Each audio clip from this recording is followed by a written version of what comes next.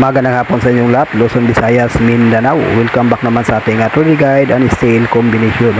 Panibago naman tayong update mga kaidol sa pang 5pm sa October 8. Sa Swertres Lotto Tipster o 3D guide and style combination. So ang result ngayon pala sa 2pm is 6 to 7. Mindanao area last to is to 7. So nagbalik result mga kaidol, no? So dito sa ating guide, disclaimer lang ha, lahat ng mga share natin dito, ito po ay sa live prediction lamang. Walang nakakalam kung ano ang lumabas sa bawat draw sa PCSO mga kadol, no? So dito think positive lang, may posibilidad naman na manalo rin tayo mga kaludi. So may bahagi tayong combination ngayon sa 5pm, no?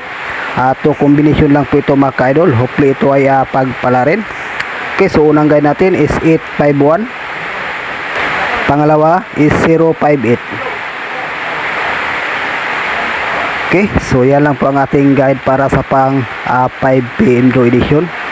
Dito sa ating to combination, may ibahagi tayo ditong base, no, na 851 depende sa 058. Okay guys, no, so yan lang po ang ating guide para sa pang 5pm draw. Sa gustong mag one combination mga kaidol, ito ang ating special na 851.